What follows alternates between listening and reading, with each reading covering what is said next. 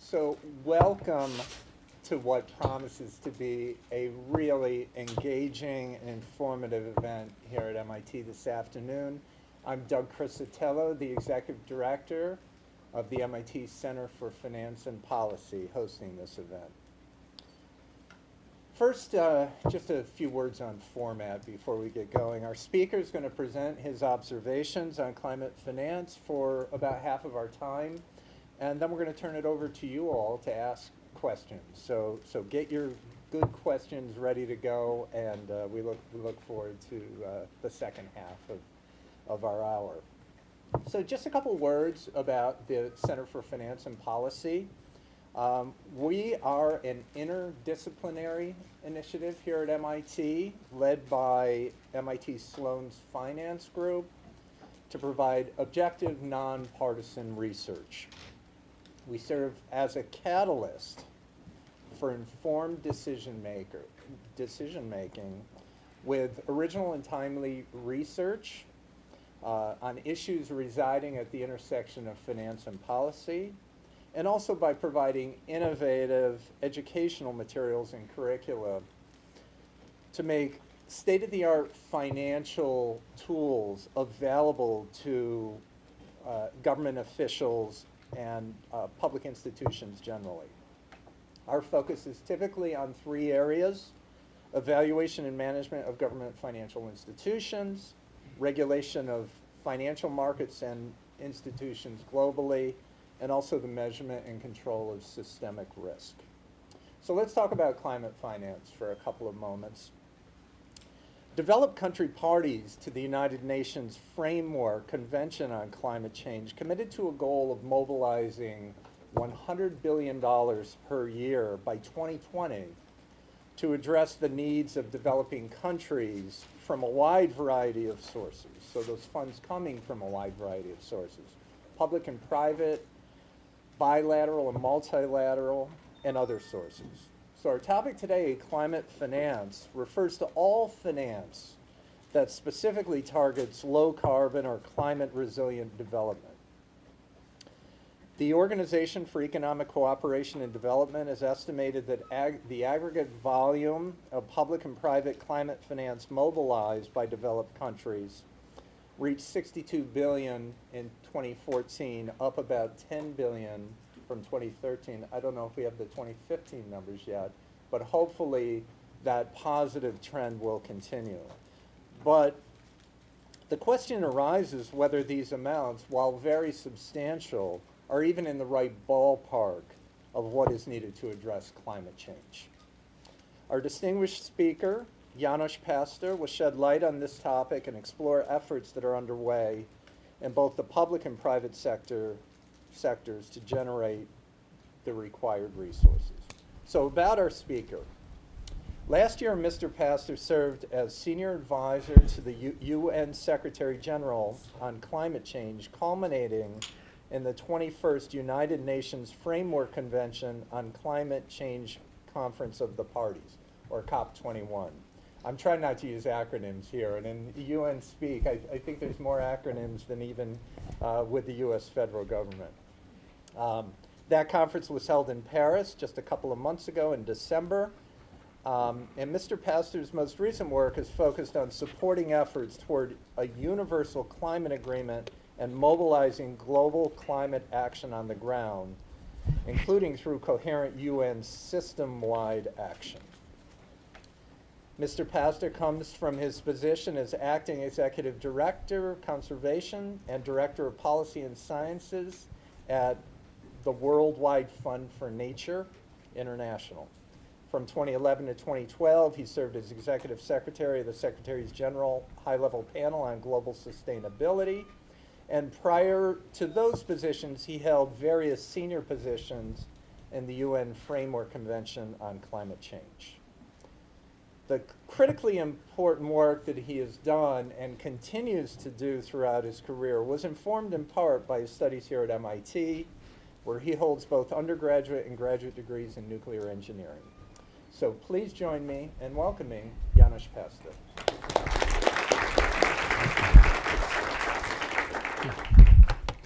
Thank you very much for the introduction. Thank you for coming. What a great crowd. And I will try to share a few thoughts with you about this topic. And then as was already mentioned by Doug, please get your questions ready. I think I'll speak about 20 minutes, maybe a few minutes more, we'll see. And then hopefully that also will generate a few questions. And I will speak mostly from the perspective of what I was doing last year as Assistant Secretary General for Climate Change, working very closely with the Secretary General and helping him and helping his team to get this agreement in Paris. And the key message that I'd like to share with you is that climate finance, however defined, is going in the right direction. We don't have enough of it, and not necessarily all in the right places, but it is going in the right direction. And in fact, the Secretary General had quite a bit to do with making that happen. And so I'll talk a little bit about that. But before doing that, I think it's useful to just look very briefly at the negotiations process, just so that we understand better how this climate finance fits into that.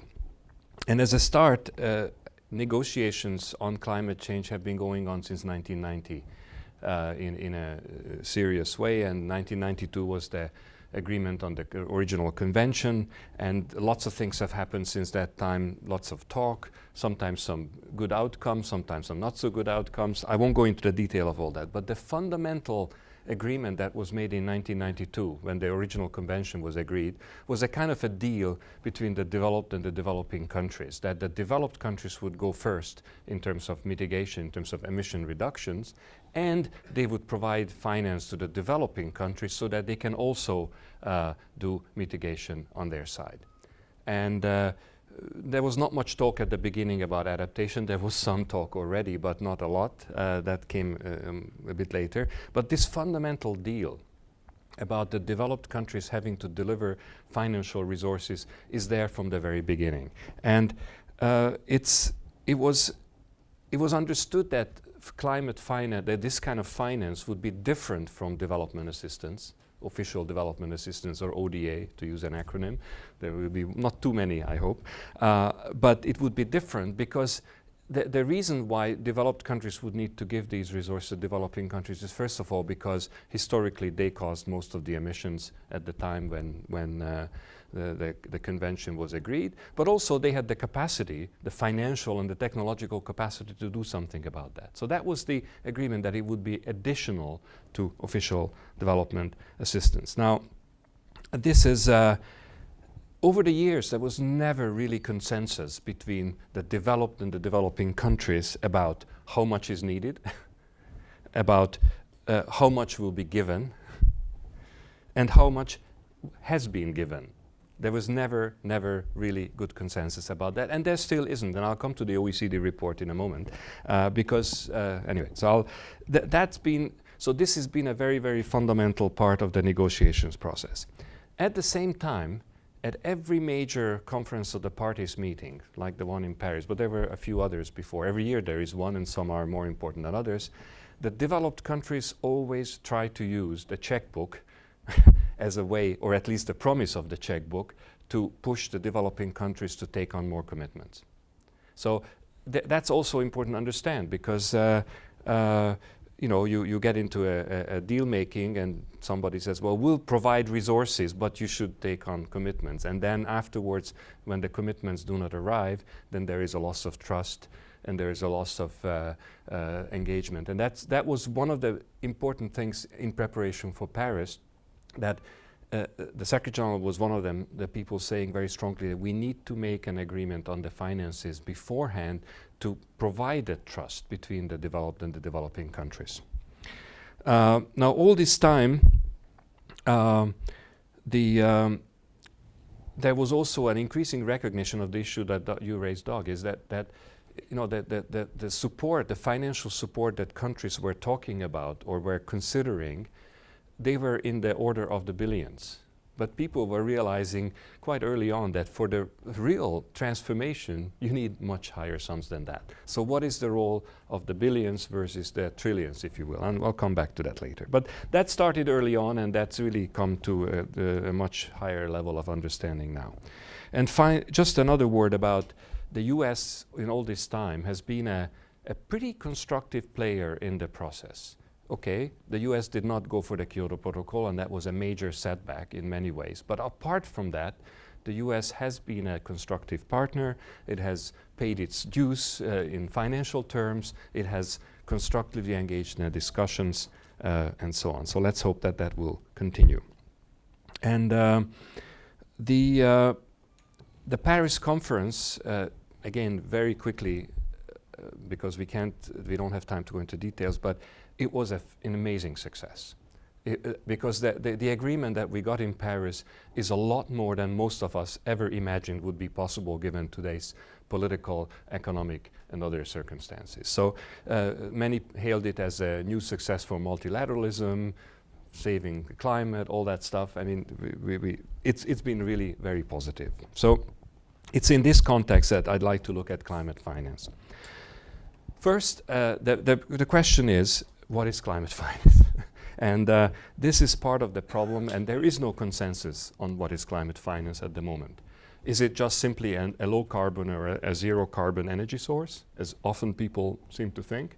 Or is it something more than that? Is it an improved transport system of a city, or a new agricultural method that allows more storage of carbon in the soil, or whatever it may be? So there is a debate about carbon finance, and there is no real consensus. So that's where already, when we talk about how much climate finance has been provided, depends what you count. It really gets very complicated, because climate is really about everything. It's about the agriculture, it's about the infrastructure issues, and so on. So it gets very, very complicated. It also gets complicated because it's very unclear who is going to control that money. And that's been part of the discussion in the UNFCCC process also, is okay, money is generated usually from the developed countries, not always, will come, there is also money elsewhere. But then is it put into a common pot, some multilateral entity like the Green Climate Fund or the World Bank or some other, or does it go through the bilateral process?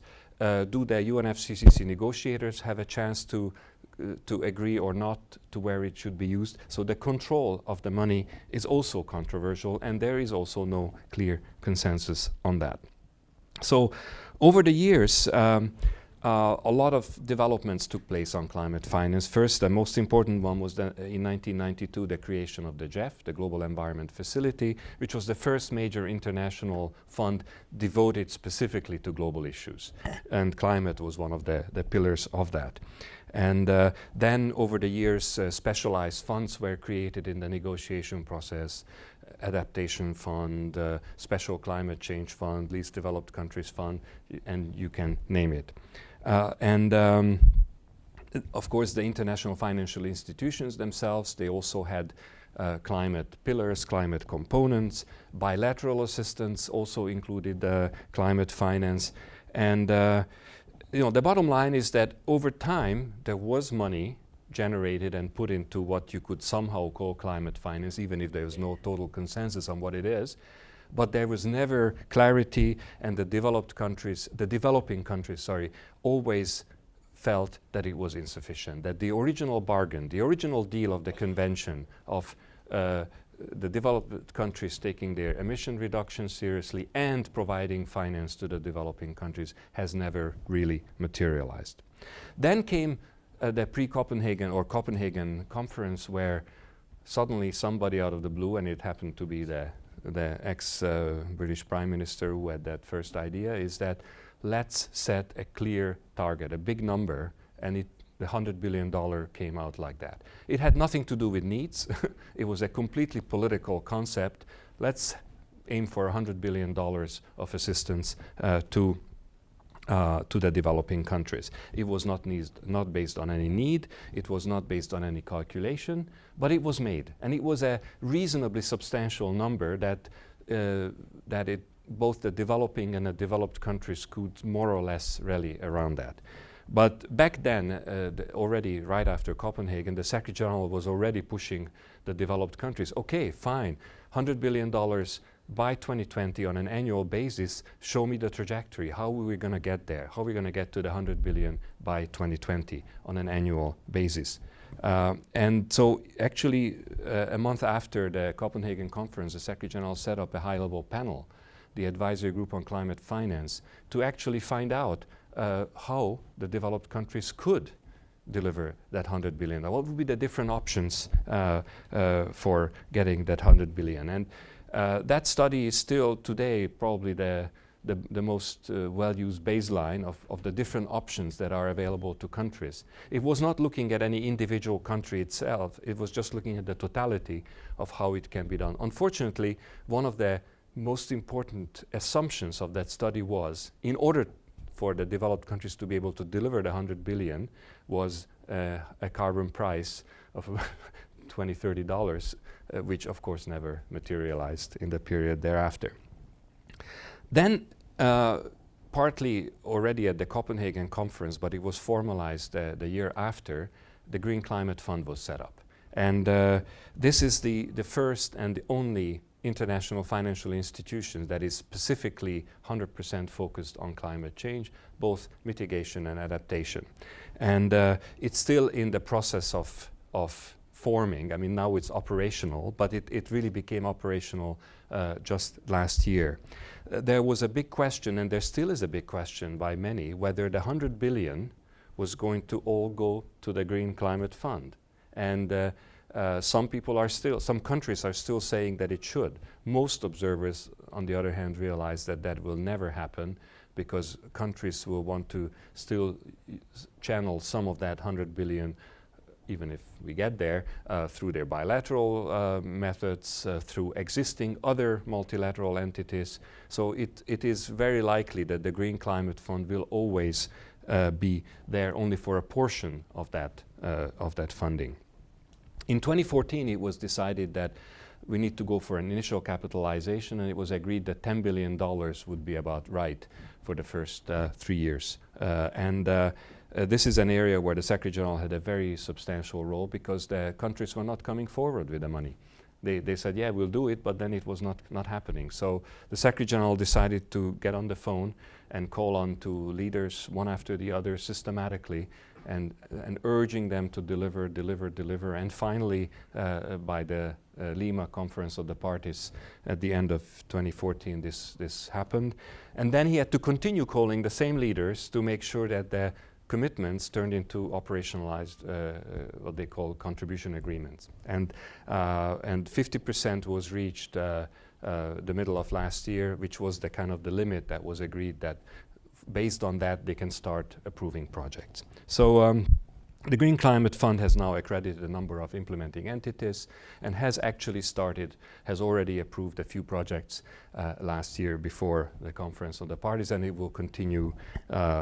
It's a complicated process. Many developing countries feel that it's too difficult to apply for funding to the Green Climate Fund. So there are issues, there are difficulties, but it's a new institution, and hopefully it will all evolve well. One little recent development that is a bit problematic in the sense is that the executive director, the first executive director, has decided to leave, and now there will be a new leader there also, and that of course raises questions. We don't know where it will go. Now, 2014, the Secretary General decided to hold a summit on climate change, and I will not go into all the details of that summit, but the financial component was very important, because the Secretary General was always very, very clear about this issue of the billions versus trillions. That yes, the billions are important, politically they're very important, and yes, for some countries, some of the very small island, least developed countries, having a fund of a few $1 billion makes a huge difference. But for most of the countries, middle or large developing countries, that's not the issue. The issue is really the trillions of dollars that we need for the low carbon transformation, and those trillions can only come from the private sector. They will not come. Even the 100 billion is very difficult to get, and it's going to get even more difficult in the coming years with the pressure of the migration, refugee situation, and other pressures. So we have to find better ways to engage the private sector. And that's what the Secretary General tried to achieve in terms of finance at the summit in 2014. And he invited a number of private finance representatives, companies, groups of companies, institutional investors, and they together made some commitments that were worth $200 billion of commitments by 2015, in other words, within a year of that summit, to shift investments from high carbon to low carbon investments. And of course you can say, well, these are nice commitments from companies, but then we actually went to look at it, and we checked last year, a year after the commitments were made. And in fact, it turns out that most of those commitments were met, some were not. But then there are others, some of the companies did a lot more than what they committed, and there were many other companies that got engaged in the process. So in fact, the total result was a lot more than what was committed. And as a result of that, we were quite interested, because we said if this is happening, then maybe we should look at the whole sector. And we did look at the whole sector. We actually prepared a paper that is available somewhere on the web to look at the overall situation of private finance in the area of climate change. And we found some very positive results. Things are going in the right direction, as I said, in terms of carbon price. Most companies that are worth their salt, they're using an internal carbon price these days. Green bonds have grown very strongly. It's still very small compared to other investments, but going from 0 to 50 and 70 is billions is pretty good in a few years. And most interestingly, on green bonds, initially those were issued by the financial institutions. Now green bonds are issued by cities, by companies. It's now become a normal financial instrument. And basically the investors are really beginning to change. And just to jump a little bit in time, in January of this year, we had the Investor Summit in New York, barely a month after the Paris conference. And guess what they were all talking about? The signal that they received from Paris about, written on the wall, low carbon future. That's where we're heading. And they were figuring out or discussing between each other how they're going to do it, or sharing the experience of those who have already done it or who are already doing it. So very, very positive development in that sense. I could pull out one set of the industry, the insurance companies, that has been probably one of the more interesting developments over the last few years, because of two reasons. First of all, as insurance companies, they're of course very interested in climate risk. And they have been doing a lot of serious work analyzing their own data and coming up with new instruments for risk management. And that by itself is very good. But at the same time, they are a very substantial investor. They have resources to invest, and they have also started looking at that. And some of the insurance companies have made very substantial commitments on that. So we did this study, and we felt generally very good, but there are still challenges ahead. This was before Paris, of course. Lots of challenges in terms of the geographic coverage of the funds, in terms of it's still relatively a small number of companies that are involved. Some of them are quite big, so there is a weight behind them, but still we would like to see more companies. Yeah, so there is still work ahead. And we felt back in last year, and we presented this report actually to the finance ministers in Lima in October, that what was really needed now is a strong signal, a really strong signal from Paris that will help this movement that is already going in the right direction, but we need more of this, more of that, broader coverage. And I think we got that signal, and that certainly was confirmed by the investors in January in New York. And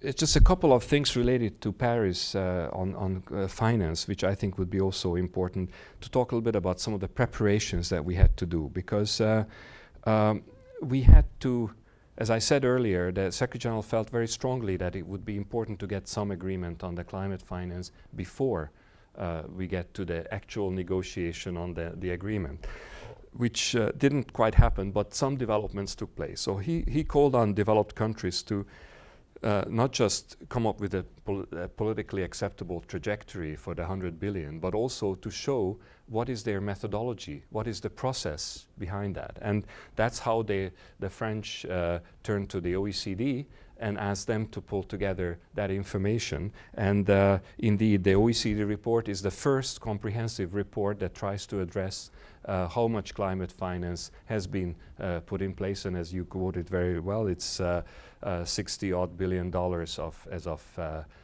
the end of 2014. It's better than the year before. We're still waiting for the new numbers. But nevertheless, those numbers are extremely controversial. And one of the main reasons why it's so controversial is because the OECD countries have decided to develop that on their own. And they did not involve any of the receiving countries. So, when you think about it, how can you define even what is climate finance if it's only the donor that makes that decision? So some of us, certainly the Secretary General spoke of, when he spoke of the process, that involved all the countries. He said that in a number of his speeches, but that didn't happen. And so when the OECD report was made available, it got very strong criticism from India, from China, from their respective finance ministries. They studied the numbers, and okay, that's, I don't want to get into detail of the discussion, but nevertheless, it was it was not accepted as these are the numbers. It is an input to the discussion.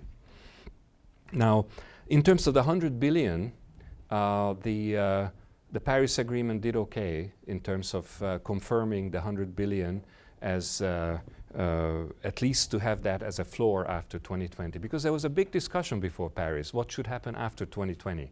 Because the original agreement doesn't say anything about the period next after 2020. So now we'll have the floor at 100 billion until 2025.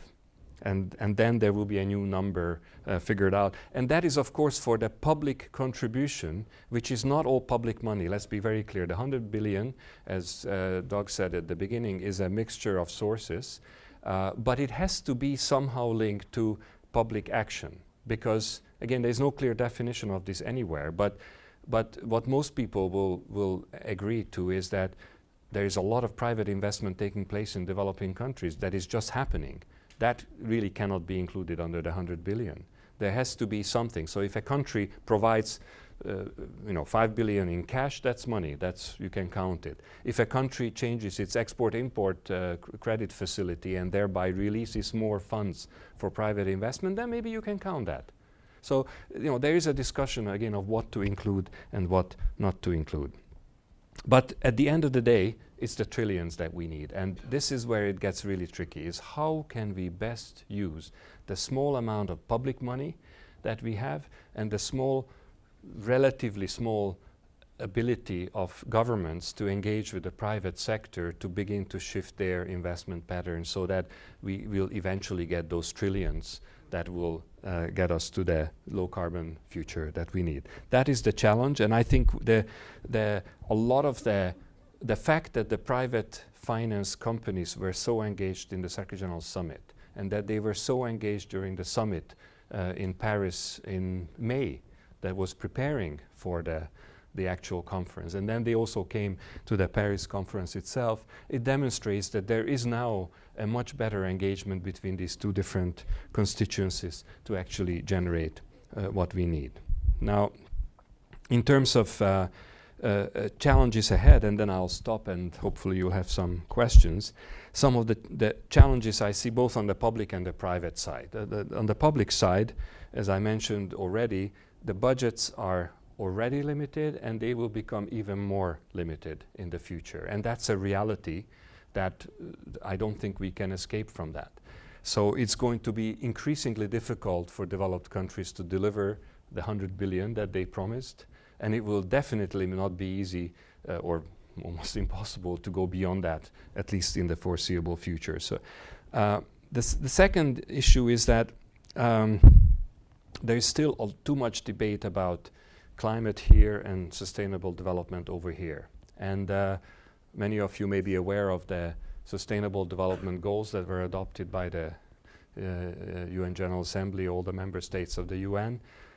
And then there is climate change sort of almost separate. And we've been trying very hard to bring these things together so that they're not looked at as separate issues. They may have come through separate processes for good technical and other historical reasons, but ultimately the implementation of the Paris Agreement is about 12 or 13 of the SDGs. It's about improved agriculture, it's about better forestry, it's about more renewable energy, it's about increased energy efficiency. These are all sustainable development goals. So if we can bring these together more effectively, then it will also be more efficient from a financing point of view. And one of the things that seems to connect these very well is the infrastructure requirements, because the infrastructure requirements cut across many of the sustainable development goals, and most of the infrastructure has huge impacts on climate change. So there is so when you think of low carbon sustainable infrastructure, that's the way to go for increased efficiency. In terms of the private side, one of the challenges is the adaptation part of the picture. So far, most of the private finance has gone into mitigation. In fact, even not just the private finance, everything else, even the OECD report that 62 billion, 85% of that has gone into mitigation projects. So there needs to be, and many feel that, yeah, it's private finance, it's easy for energy, for maybe some transport, and then it gets kind of difficult. But mitigation is a very important, adaptation is a very important component. And even if we stop all emissions today, climate is still going to change for a long time to come. So we need to be able to support countries for adaptation. And in this sense, what I mentioned about the insurance companies, that's one interesting area where private sector is able to engage in a serious way on the adaptation side. And the other challenge for private sector investment is that basically private finance will go to countries and places where it's generally there's a favorable climate for investment. And if there is no favorable climate, sorry for the pun, but the money will not go there. So we have to find, we have to also be able to support countries to improve the way they can welcome and accept foreign investment so that it can go to this direction. So I will leave it at that, and I look forward to your questions. Thank you. Great, thank you. I have a burning question, so I'll ask the first one. Okay. So fascinating that the $100 billion figure came, I'm assuming you were referring to Gordon Brown's Millennium Challenge goals. You know, a financial technology that was adopted as part of those goals has been used to combat childhood diseases, the Global Alliance for Vaccines and Immunizations, where the problem was recognized that, you know, we had these children in developing countries that needed to be vaccinated now, even though the funds were scheduled to come in annually. And a future flows securitization was affected to get a big lump sum of money today to fight that problem.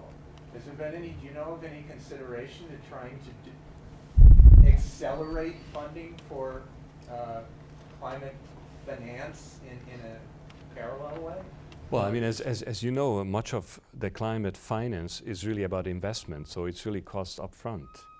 Much of it, not all of it, but much of it is for that. So it really is even more focused on this than in the area that you mentioned. But at the same time, you know, there are interesting developments that have happened the other way. For example, some of you may know that Norway was one of the countries that has put a very substantial amount of money for forestry issues in developing countries with a carbon management perspective. And it was about $1 billion over a few years. So, you know, it's a pretty substantial amount of money. And they decided to give that money, but only for actual delivery, you know, once things have been done.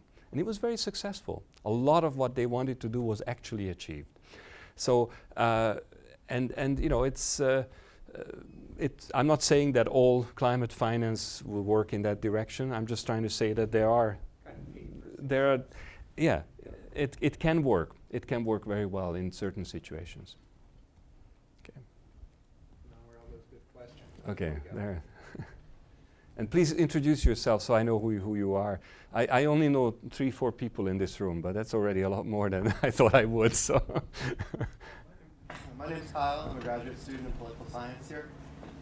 You've mentioned how in the past businesses and countries have been pretty good about following through on their commitments. In these types of situations, are there enforcement mechanisms, formal or informal, and does that matter? okay, so there are no enforcement mechanisms, no climate change police, no UN black helicopters, nothing like that, I'm afraid.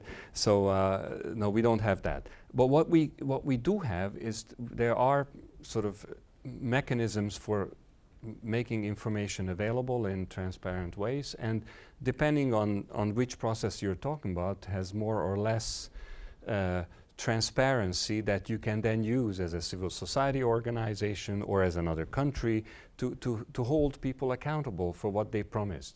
So, for example, in this action agenda that the Secretary General started in the 2014 summit, you know, we didn't have any formal criteria for following up, but we did it. We nevertheless did it, and they said, this is what you promised, and then we looked and we said, this is what you have published, that you have delivered, and we made that public, made that available. So there are ways in which one can hold companies, governments, civil society organizations accountable to their promises that they have made. But it's very unlikely that in my lifetime there will be any kind of formal climate change police or policing mechanism that you can send into a country, or it just won't happen.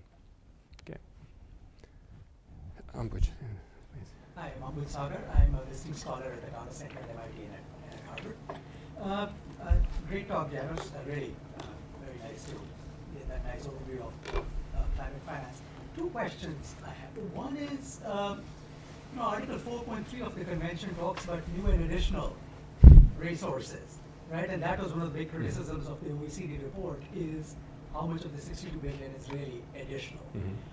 And I think that becomes important for 2 reasons. One is, of course, the additionality part is important by itself, but the second one also is, if it is, as you alluded, if it is actually bilateral flows that are being relabeled as climate finance, it's also how the flows are dispersed and how they're controlled with all the problems of tide aid. That kind of comes back in. So I think I want to get your thoughts on that. And the second is something that's been discussed a lot, which is the relationship between the financial mechanism and the technology mechanism. Because in order for the technology mechanism to be really successful, which is the mechanism that relates to technology transfer, it really is going to need finance. And so the question is the relationship between the financial mechanism and the technology mechanism become very important, and that's been kind of an ongoing discussion. So from your vantage point, it'll be really great to get your thoughts on that. Okay, thank you. So first, I mean, you're absolutely right. It is meant to be new and additional, and the reality is that it isn't. Maybe some of it is, but ultimately most of the money that you could label as climate finance that has come through government resources from what is labeled as ODA, overall official development assistance. And that's been a problem. That really has been a problem, and that is why most of the developing countries still feel that the original commitment, the original bargain of delivering these new and additional resources has not been met. So, and yes, money has been flowing, but the additionality has been very, very difficult to demonstrate. So, and you know, I've said this years ago, and I still say that the most interesting PhD study I could imagine is to really work out these flows, because there's so many mirrors everywhere.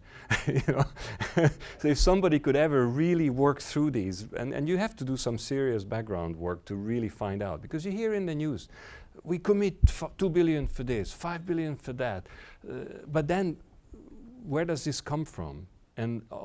And what we don't want to see in climate change is we don't want to see countries saying, okay, we will not give money for health and education, we'll put it into the climate change pot. That is not a a good solution. So this is really the fundamental part of the disagreement with, or the lack of consensus between the developed and developing countries. And yes, in the meantime, some developing countries have become very developed, and all that is true, but the reality is that that issue is still there.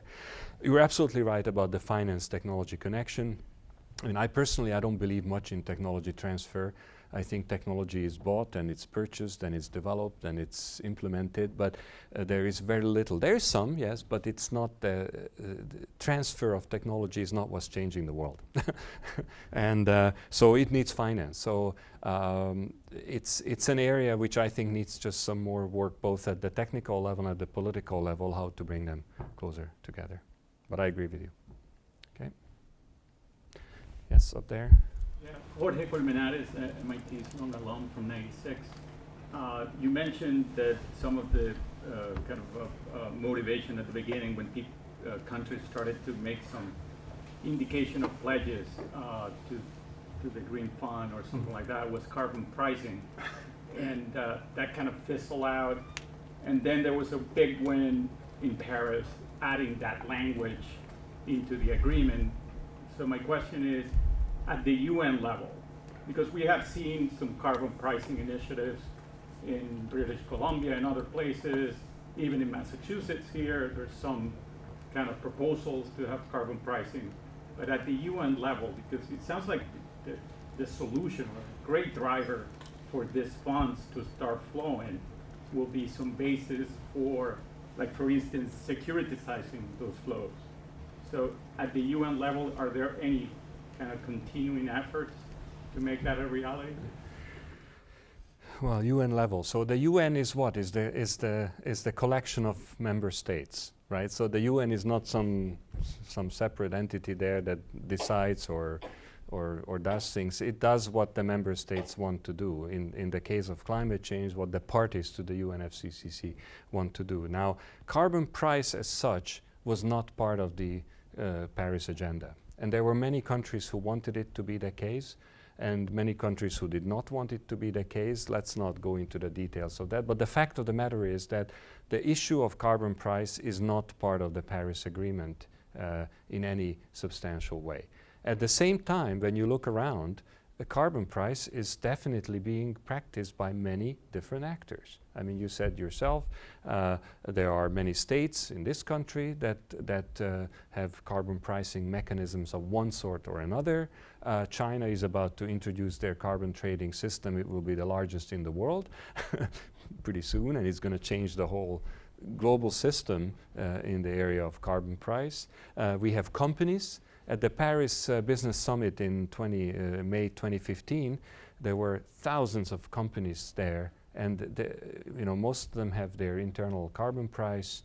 There was even a sort of a test to see what people thought should be the carbon price, and it was pretty high, what most people were saying there. So anyway, what is actually happening in the world is carbon price is being implemented increasingly by different actors. And what I think is going to happen over the years, because for now I see no intergovernmental mechanism to come to an agreement on a global carbon price. It's just not going to happen. Whether it's good or not, whether it should or shouldn't happen is another story. I don't think it will happen.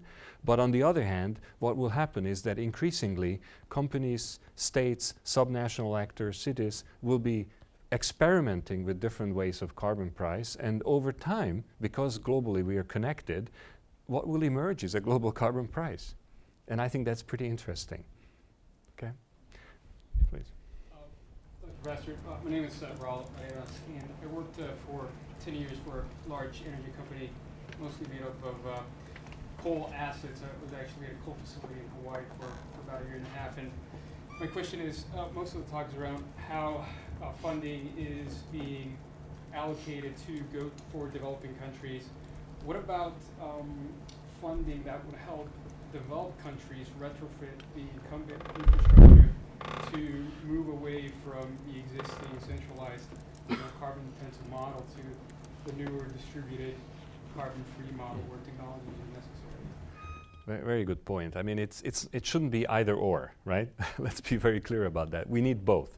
And you need a transfer of financial resources from the developed to the developing countries for a number of reasons, partly for historical reasons, because of the historical emissions commitment of the developed countries, but also because of their higher capacity to be able to deal with it. But at the end of the day, the developed countries themselves have to shift onto a low carbon system, and it's going to cost money.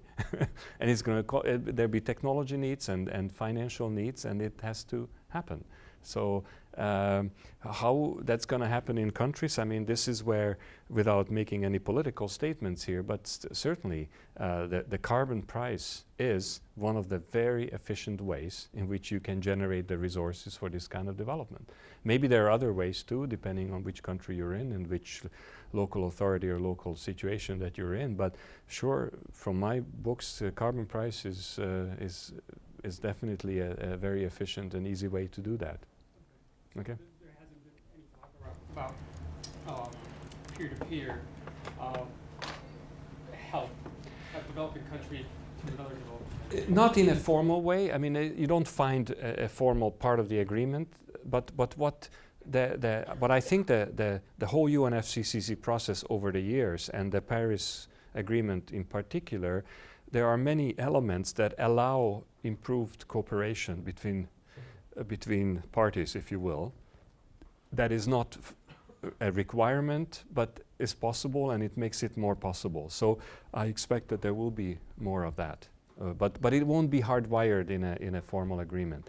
Maybe that also could evolve over time, but there isn't anything like that right now that I'm aware of. But sorry, just within regions, within, let's say, like-minded countries, within groups like the European Union or some, other trading partners, there are more of these. But again, it's more informal, more unstructured. Okay. Yes? Hi, my name is Mandy. I'm a finance student. So my question is, like now, lots of people, when they will actually consider investing, they always consider a factor called ESG. So I was wondering, do all those commitments from the private sector kind of reflect people's emphasis on the ESG factor, and how do you think that can go into pricing of the company stocks or bonds? If one company actually commit to reduce their carbon emission, will that actually influence their future stock prices? So I think a lot of what companies have done in the past reflects the ESG approach. Yes, I think that was probably where most private initiatives took place in that way. But I think increasingly you see a completely different phenomenon taking place. And it's companies are making hardcore commercial decisions because it makes financial sense over a certain period of time of their planning horizon. I mean, we had, Berkshire Hathaway was there. I was on a panel with the chief financial officer of this company, and they are at 35% renewables, if I recall the number right, in terms of their total energy investment. And they're not doing it because they want to save the world. They're doing it because it makes financial sense. It happens to save the world at the same time. But so you see more and more the reality that in fact it is economically sensible to do the kinds of things that we need to do for climate change. Partly it's because the technology has changed. There's clearly the renewable energy revolution that has taken place in the last 5-10 years has been phenomenal, and that has helped it. There are also new ideas. I mean, this is a place, MIT, there's a lot of interesting developments that become then the real technologies, real systems that we can use, and then it becomes much more interesting financially. So, which I think is the way to go. So that's the real positive sign here. Yes? Tying in with that, what are the biggest problems for private investors at the moment? Is that still the technology is too expensive, or is it the local political nature of some of the countries, it's too unstable, or is it more about the uncertainty of the technology, or what's the biggest issue? So I'm not really a specialist in this, but in our work with the private finance sectors, we have come up, there are some interesting ideas. And one of them is that there is still not enough communication between those who have the capital, the investors, and those who have the solutions interesting energy systems, transport systems, agricultural systems. And in a lot of the work we've done, this just sort of came out like, oh my God, how can we make these connections better? And if we can do that, then there will be a lot more investments. We had some of the insurance companies saying, we have all this money, we would like to invest, but where do we go? So this is something that perhaps is a takeaway in the sense that if we can find better ways for the different stakeholders to meet and exchange, then perhaps there will be more investment. So that's one of them.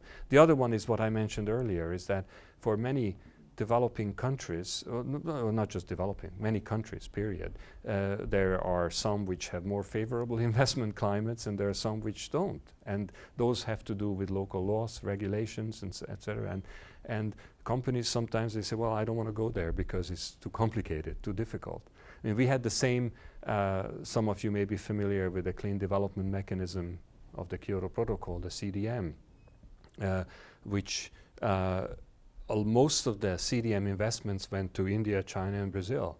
And they did not go to Chad and the Central African Republic and some. Why? Because the investment climate in those was very difficult, or they were too small for the investors to be considered. So that's actually another thing, that sometimes the market in some of the developing countries where it would be nice to have investments and there may be even willingness, but they're too small. So by getting together a few countries, then suddenly the market becomes bigger. And that's what's happened, for example, in Africa.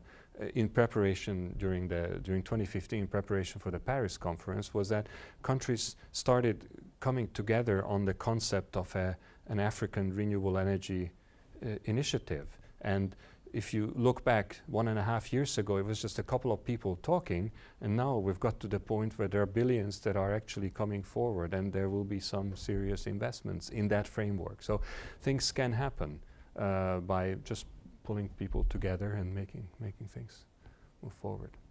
Okay? Yes, please. Hi, I'm Ajinki Kamath. I'm a postdoctoral fellow at the Harvard Kennedy School. So you talked about different sources for finance and different channels, bilateral, multilateral, through which the funds flow. My question is about where the money goes, the developing or underdeveloped countries. As you mentioned, there are some small island countries, some middle and large countries, so they have their own set of challenges. So what is the level of agreement between the sources and where the money is going about the countries want to use the money in a particular way, but the sources are saying, no, we don't want to let you use it that way. What is the scene? Okay, that gets pretty complicated because there are so many different paths here. So if you think of one path as going from a developed country to the Green Climate Fund is one thing. The Green Climate Fund is a international financial institution. It has a board that is of international character, north-south, equal developed, developing countries. So they decide the priorities of the bank, of the fund. And so the decisions will be made. And in theory, developed countries are not supposed to set conditions for what the money should be used for. So I'm not sure how that's going to work out in practice over the years, because we know that it's not that simple. But in theory, that's the way it should work. But if you go to the bilateral stream, it's completely different. Completely different. Then, if it's Germany, it will go through the KfW, the German Development Bank, and they have their own procedures and their own standards, and they will have their own priorities, and they will work with countries who fit with those priorities. So this is why there has been such a strong move by the developing countries to at least try to make the Green Climate Fund as country-driven as possible, and that's the code word for saying that they actually are able to decide where the money should go. So there is a lot of different, but at the end of the day, usually money doesn't come just like that free. There's rarely free lunches around. Okay, I think there was a gentleman there, and then somebody on this side. I'm a master's student in the technology and policy program here. I think you partly answered my question, but if I understood correctly, you mentioned two problems with global finance. One being some of the bureaucratic or operational difficulties in this allocating those funds to projects, and the second being resentment so to speak, from developing countries, say India and China, in what actually constitutes the fund from OECD countries, and essentially not involving the developing countries in deciding what constitutes the fund. So what is being done in resolving these two difficulties? Okay, so a lot, but I will mention two things. One is that over the last few years, what has emerged very interestingly is something called South-South cooperation.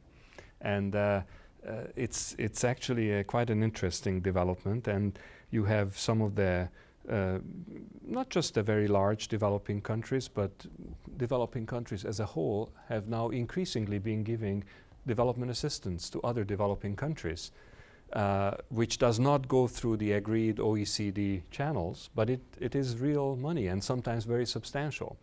And it involves billions and billions of dollars annually. And it's generally thought that those South-South cooperation are much more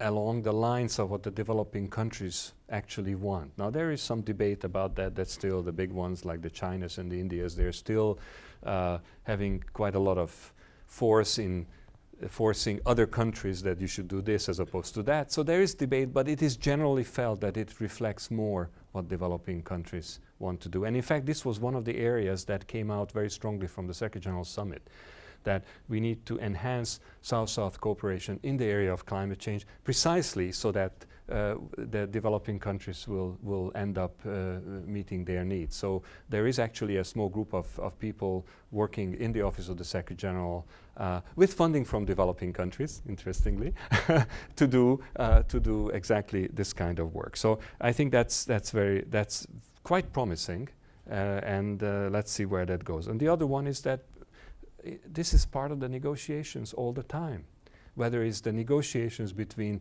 different members of the Green Climate Fund board or whether it's in the UNFCCC negotiations. This is constantly a debate and a negotiation to try to move forward. And sometimes there are more successes, sometimes there are less. But these are the two areas that perhaps I could So I think we have time for just one more question. Okay.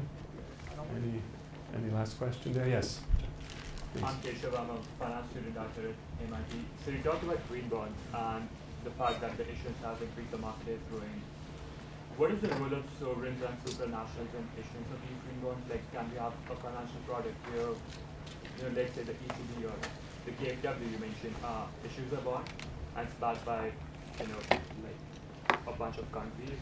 Or is there something that's being worked on that? Because that's just channeling the private funds, like the Norges Fund from Norway. Like a lot of these private funds can be channeled into Islamic finance through that route. So has there been a talk around that or any other financial product? Okay, so I'm not really sure I can fully address this because I'm not a specialist in green bonds. But my understanding is the answer is yes. There has been not just discussions, but there have been developments in this area. So the issuance of the bonds, anybody can do it. I mean, there's no limitation. But what is interesting is that different actors have started coming up with the issuance of the bonds.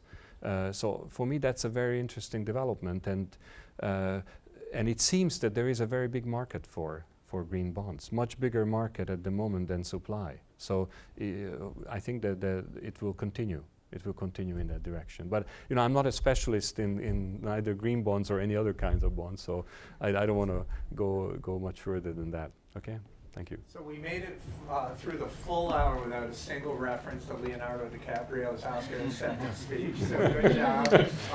Terrific presentation. I just wanted to mention that our next event from CFP will be on April 20th, where we have SEC Commissioner Michael Piwar coming to do our lunchtime chat. I want to thank you so much, Janos, for your